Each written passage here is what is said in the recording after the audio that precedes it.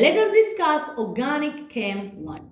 Now, when we talk about organic chemistry, this is a topic that is introduced in Form 3 and expanded on in Form 4. So we have Organic Chem 1 and Organic Chem 2. Now, before we get into it, let us first define what organic chemistry is about.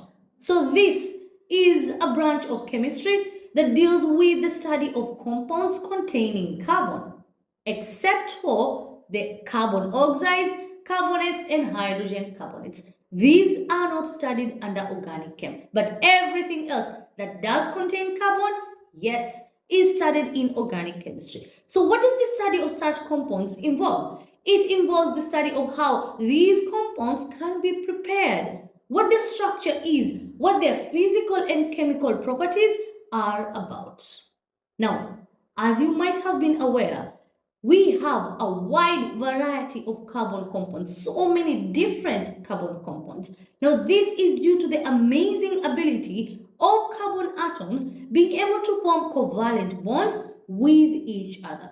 So you can have one carbon atom forming a covalent bond with another carbon atom. Just a reminder, covalent bonds are when atoms share electrons with each other. So when it comes to carbon atoms, they can form single, double, or even triple covalent bonds with other carbon atoms. So in single covalent bonds, you're going to have two carbon atoms sharing two electrons between them. So one shares one, the other shares another, and voila, two electrons being shared between the two. What about in double covalent bonds? Each shares two electrons. So you're going to end up having a total of 4 electrons being shared between the two carbon atoms. When it comes to the triple covalent bond, you're going to have a total of 6 electrons being shared between the two carbon atoms, with each sharing 3 electrons. So carbon has this ability. Now, you might be thinking, why? Hey, are you telling me that all of these compounds are going to be discussed in this chapter? No, of course not. Lucky for you, or do I say lucky for us? In this chapter, we are only going to discuss a class of carbon compounds known as hydrocarbons. So hydrocarbons are compounds that contain only carbon and hydrogen atoms. So if you were to look at their structure, at the molecules of hydrocarbons, you will only end up having carbon and hydrogen atoms, hence the name. Now we have 3 classes of hydrocarbons: alkanes, alkenes, and alkynes. Now when it comes to alkanes, these are a class of hydrocarbons where you're going to have the carbon atoms linked together by single covalent bonds as such. So all the carbon atoms are going to be joined to other carbon atoms by single covalent bonds, nothing else.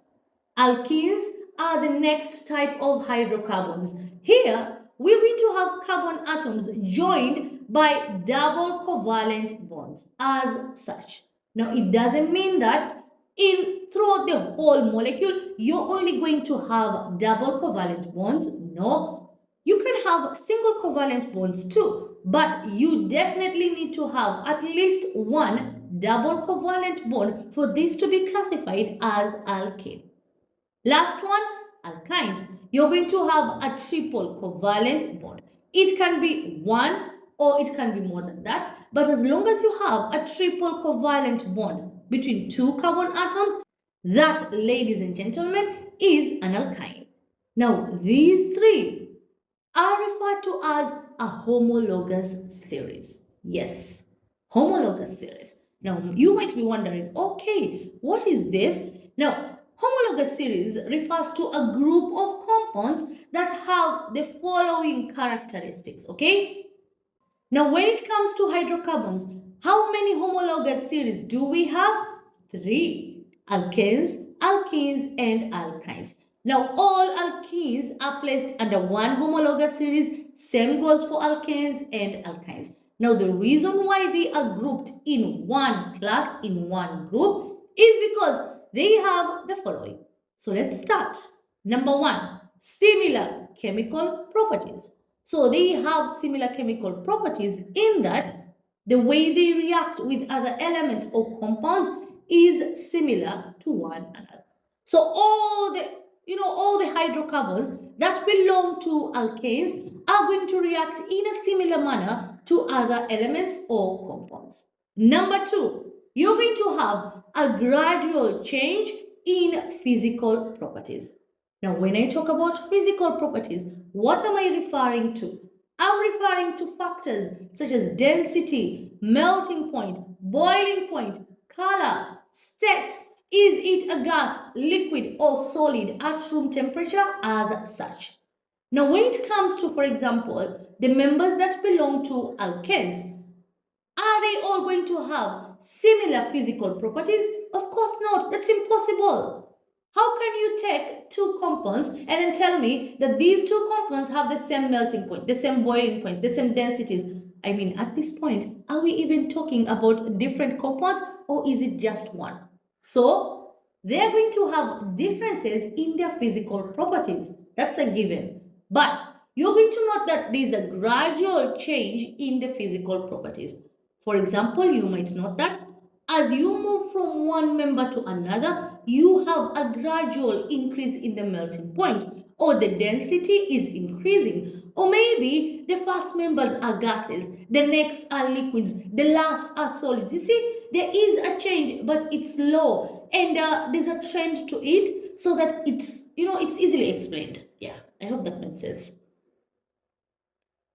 Next, all members of a particular homologous series have a similar method of preparation. So if you have a general method of preparing one member of an alkane, you can use it to prepare another member who is also an alkane. Okay, and then the last one, they are represented by the same general formula. Now, when it comes to the three hydrocarbons, alkanes have that formula, CnH2n plus 2. Alkenes CnH2n, alkynes CnH2n minus 2. Now, as of now, at this particular point, I'm just going to mention these. I will discuss these in detail later on when I discuss each homologous series, okay? So if you have members that have the following characteristics that were mentioned, then they are going to belong in the same homologous series. Now, all alkanes are going to belong in one, same goes for alkenes and same goes for alkynes. I mean, can we expect these to belong to the same homologous series? They have different types of bonds, and these bonds that are different, that are present, are the ones that confer to them their properties. So the properties of alkanes are going to be different from those of alkenes and alkynes. At this point, we are now ready to start our lesson, which is targeted against alkanes, okay? So, what should you expect from this lesson of ours? What will you be able to learn in this lesson? The following. Number one, introduction to alkanes. Number two, nomenclature of alkanes and isomers. How do we name alkanes? And yes, each has a specific unique name. So we are going to go through the rules that you need to consider. Number three, occurrence. What are the natural sources of alkanes? How are we able to extract alkanes and refine them from these sources? Number four, laboratory preparation. Can you prepare alkanes in the lab? Yes. What do you need for that? Number five, physical properties, and last and most important, the chemical properties of alkanes. So as you can see, I have a lot prepared for you today. Stay tuned until the end and you will have no problem in understanding alkanes. Let's go. Now, when it comes to alkanes, as stated before, these are hydrocarbons where the carbon atoms present are joined to one another by single covalent bonds. That is, they share two electrons between them. One atom shares one electron, the other shares another electron, and boom, between the two, you have two electrons being shared. Now, alkanes are referred to as saturated hydrocarbons. Now, the reason is because since the carbon atoms only have single covalent bonds, you're going to have every carbon atom having the maximum number of hydrogen atoms. So alkanes are saturated. The other two, alkenes and alkynes, are unsaturated. Next, nomenclature. How do you name alkanes? Now, when it comes to alkanes, the names are often derived from the number of carbon atoms present. Okay, so alkanes differ in the number of carbon atoms. You can have some having 1, others having 5, others having 10, others having more than that. Now, depending on the number of carbon atoms present, then that is where the name is derived from. So in alkanes, you're going to have the prefix and the suffix. You know, the first and the last part. Now, the prefix is derived from the number of carbon atoms, and these are based on the Greek language, okay? So for example, if you have an alkane that has 1 carbon atom only, it will have the prefix meth, okay? If it has 2, eth. If it has 3, prop. If it has 4, but. If it has 5, pent. The suffix in all these cases is going to be N, A-N-E. So these combined give you the name of the alkane. So if you were to see methane, then you should know that this is a hydrocarbon that contains 1 carbon atom only. And because you have the suffix A-N-E, it only has single covalent bonds. Okay, so those are the names. Let's move on to the next part, the molecular formula. So what is the molecular formula? Now the molecular formula shows the elements that are present and the number of atoms of each element that are also present. Okay. So for example, the molecular formula of methane is CH4. What does this tell you? That number 1, you have only 2 elements present, carbon and hydrogen. Number 2, it lets you know the atoms of these elements that are present. You have 1 atom, 4 hydrogen atoms in every molecule of methane. So this is the molecular formula. Now, if you have the name of an alkane, you can use it together with the general formula to get the molecular formula of that alkane. Okay, let's pause there. When I introduced this, I talked about each hydrocarbon having a general formula, okay? So the general formula of alkanes is CnH2n plus 2. Now let's say I want to find the molecular formula of ethane. Now, I know that F stands for 2. So that means this is a hydrocarbon that contains 2 carbon atoms. So I'm going to go to my formula. Cnn refers to the number of carbon atoms, which in this case is 2. Now to get the number of hydrogen atoms, all I will need to do is multiply the number of carbon atoms, which is 2. So 2 by 2 will give me 4. And then add that to 2. And I'm going to get 6. So the molecular formula of ethane is C2H6. If I wanted to find the molecular formula of propane using this formula, again, N in this case will be 3. So C3, what about the number of hydrogen atoms? 2 multiplied by 3, that will give me 6, plus 2 giving me 8. So the molecular formula of propane is C3H8. Now guys, I want you to look at the molecular formula, okay? Look at the molecular formula of methane, move on to ethane, to propane. What are you noting? Okay, they have a difference, right? But by how many carbon and hydrogen atoms are they increasing? If you move on to ethane from methane, okay, we are at CH4, tunaenda ethane, C2H6. To may increase by how many? Let's do that, okay? So hydrogen atoms have increased by 2. Carbon atom has increased by 1. So CH2. What about between propane and ethane? So that is propane, that is ethane. By how much have we increased the number of atoms? Again, CH2. So you're going to note that as you move from one alkane to the next in the homologous series, you're going to have a difference of CH2. That was just by the way, okay? Now moving on to the structural formula. Now the structural formula shows you how the atoms are arranged within the structure. Let's take a look at methane. We know that a molecule of methane contains one carbon atom and four hydrogen atoms. But how are these arranged? Now that is where the structural formula comes in. And that is it. So you can clearly see you have one carbon atom having single covalent bonds with four hydrogen atoms as such. Now remember what I said about single covalent bonds? You have two electrons being shared. Now hydrogen needs to have only two electrons to become stable. Why? Because it only has one energy level. And the first energy level can only take a maximum of two. So all of these four hydrogen atoms are stable. What about carbon? If you sum up the number of electrons that are being shared, how many do you get? 8. And therefore, carbon has an octet configuration. You know, it has energy levels that have 8 electrons. Therefore, it's stable. Everyone's stable, everyone's happy, and yeah. Now, what about ethane? Ethane has a molecular formula of C2H6. So we are going to draw the two carbon atoms there.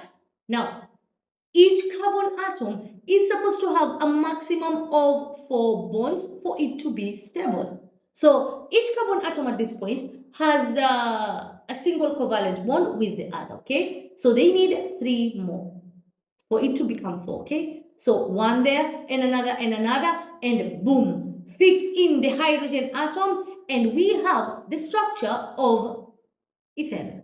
Next, propane, same thing.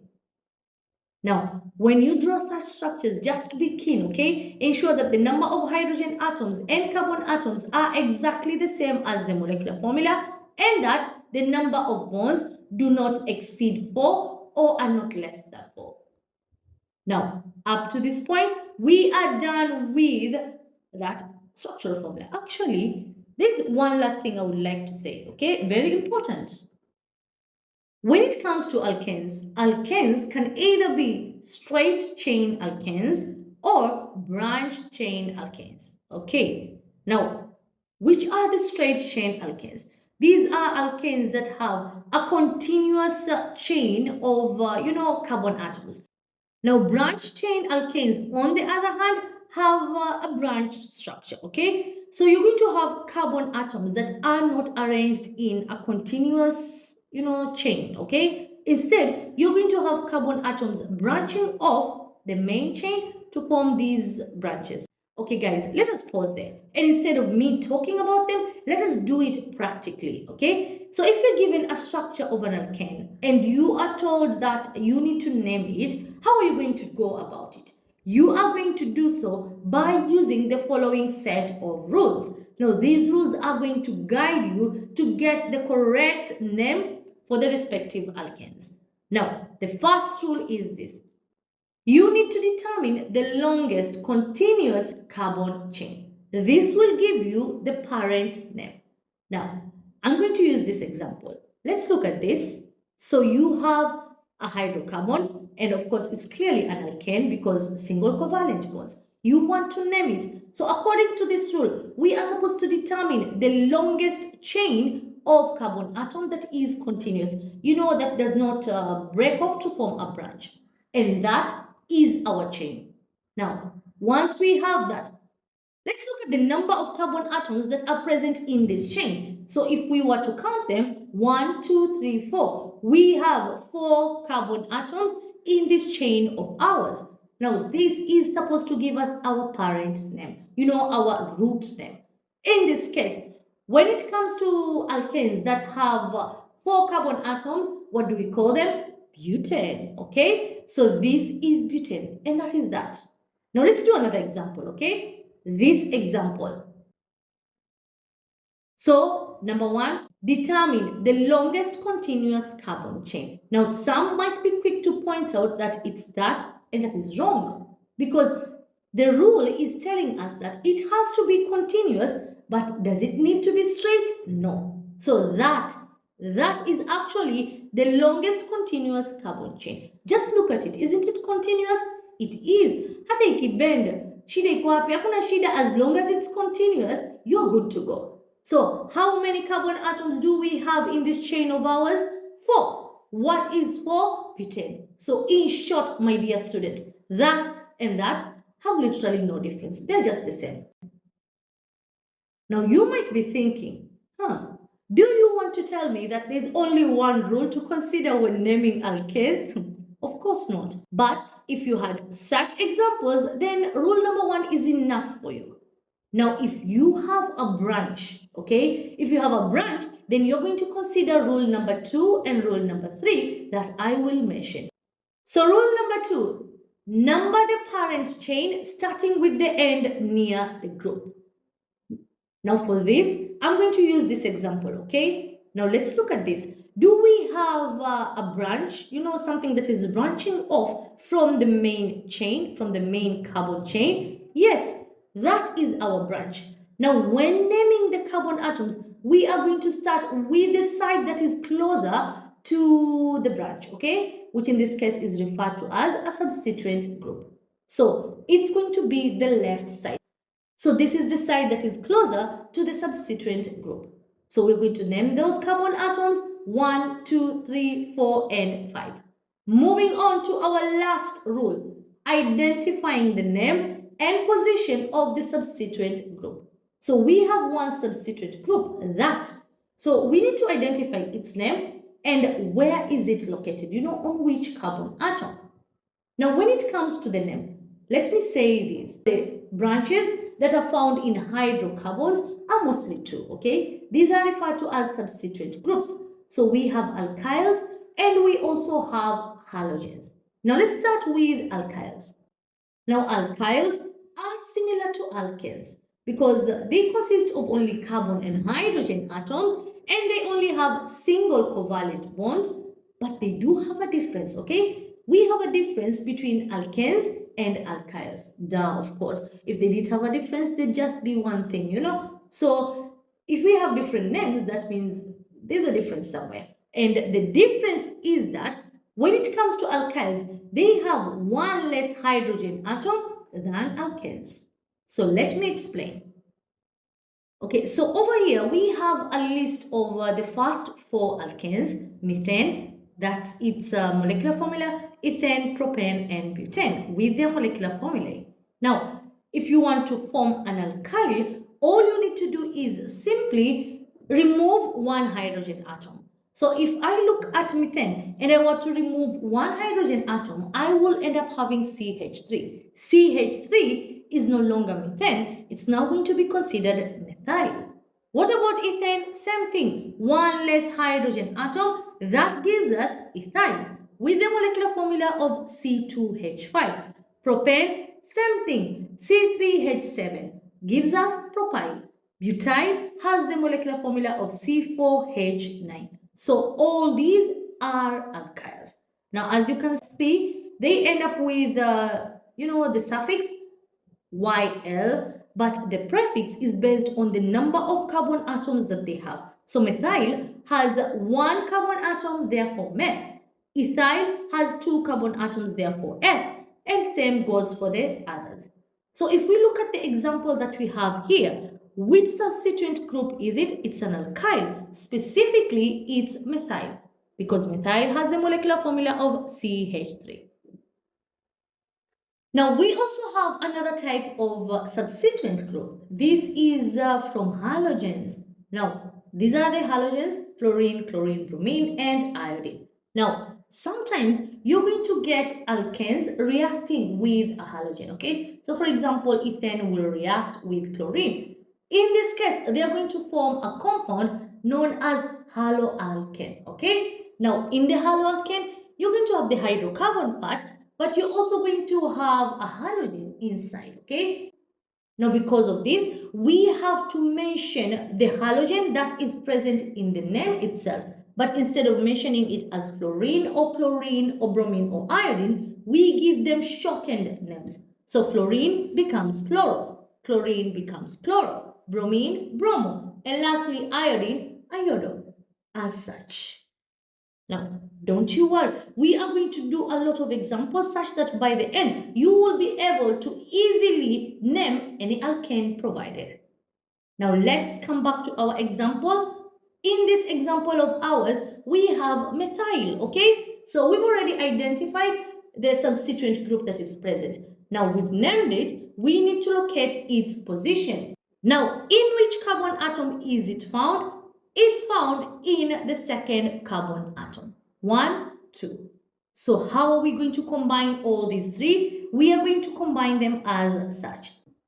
2-methylpentane. That is going to be the name of this particular compound. Okay? Now, if you will note the order, the last is the parent name, followed by the name of the substituent group, which in this case is methyl, and then the first is the position of the substituent group. In which carbon atom is it found? So this is the order. Now, we use a hyphen in this case, okay? We use it to connect the number to the name, okay? So the number is 2 and the name is methyl. So connecting these two is a hyphen. Now I want to say this. There shouldn't be any space that is present between methyl and pentane, okay? And there shouldn't be any use of a capital letter. Okay, let's do another example, right? Now, in this example, you're going to note that we have substituent groups, okay? And these are fluorine. Now, let's go back to rule 1. Rule number 1 needs us to determine the longest continuous carbon chain. That is it. How many carbon atoms do we have here? We have 5. What is our parent name? Pentane. So there we have our parent name. Next step, we need to start counting. Are we going to start from the right side or the left side? We are going to start from the side that will always give us the lower value, okay? So let's look at the right side and start naming the carbon atoms. 1, 2, 3, 4, and 5. Where do we have the 2 fluorine atoms? At the second and the third carbon atoms. So 2, 3. What if we were to start counting from the left side? Then, in this case, the fluorine atoms are going to be on the third and fourth carbon atoms. Do you see this? We end up having a higher value. So this will not do. We will always choose the side that will give us the smaller value. So we're going to go with the first one. Now the last rule is simply determining the name and the position of the substituent group. So we've already determined their positions, okay? They're located on the second and third carbon atom. What about their names? Fluoro. So we end up having 2, 3, tunaika nini? Hyphen to connect the number to the name. Now in this case, we have 2 fluorine atoms. Now because we have 2, we're going to use a Greek prefix, okay? If you have identical substituent groups, you're using a Greek prefix, okay? If you have 2 that are the same, then you use the prefix di. If you have 3, tri. If you have 4, tetra. In this case, we have 2 fluorine atoms. So we are going to write it as difluoropentane. And yes, you have to indicate the position of both. If you have a case whereby both fluorine atoms are located on the same carbon atom, you will still need to indicate that. So 2, 3. Now, between 2 and 3, what are we doing over here? We are placing a comma. So commas are used to separate numbers. So 2, 3. But when we connect the numbers to the names, we use hyphens. So 2, 3, difluoropentane, and that is the name. A reminder, no spaces between difluoro and pentane, okay? That is that. Okay, guys, our last example. I promise this is our last example. I'm just having so much fun, you know. Now, this is going to be a bit, you know, nimejaza just to make it fun, you know. Now, I want you to look at that. Kindly pause the video, look at the structure, and see whether you're going to be able to name it by yourself, okay? Then just play the video and see whether you got it correct. Now, we need to locate our longest continuous carbon chain, and it's going to be that. So, how many carbon atoms do we have in this chain of ours? 1, 2, 3, 4, 5, 6, and 7. 7. So, our parent name is going to be heptane. Now, we are done with the first rule. Moving on to the second rule. Do we have any substituent groups? Yes, we do. Plenty. Alhamdulillah. So let's see. We have fluorine over there. We have ethyl over there. By the way, if you see something that looks like this, CH2, CH3, or maybe it's condensed as imeandikwa C2H5, this is ethyl, okay? The third one is methyl, and the last one is bromo. So we have two halogens and we also have two alkyls. Our next rule, numbering the carbon chain. So are we going to start from the right side or the left side?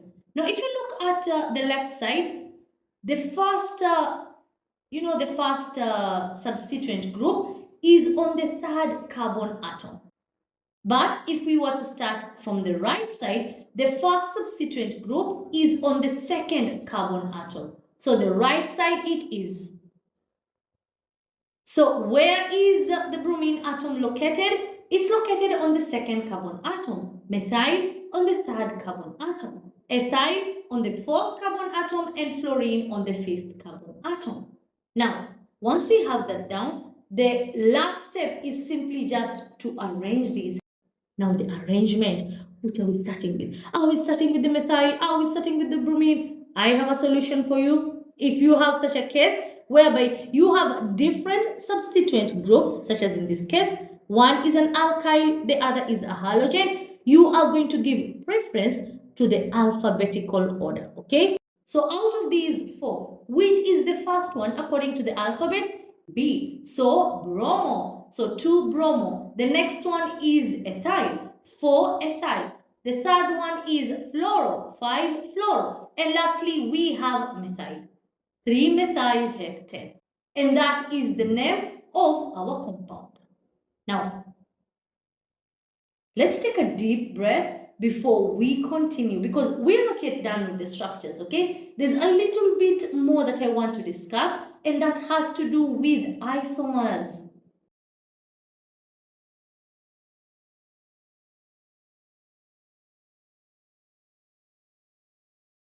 So when we talk about isomerism, isomerism is the existence of compounds with the same molecular formula but different structural formula. So what are isomers? Isomers are compounds that will have the same molecular formula but different structural formula. Okay, let me explain that. So you're going to have two compounds that have the same number of carbon atoms, the same number of hydrogen atoms, but the way these atoms are arranged is different. And that is what isomers are. Now, let me give an example of butane. So, butane has the molecular formula of C4H10, and that is its structure, right? Okay.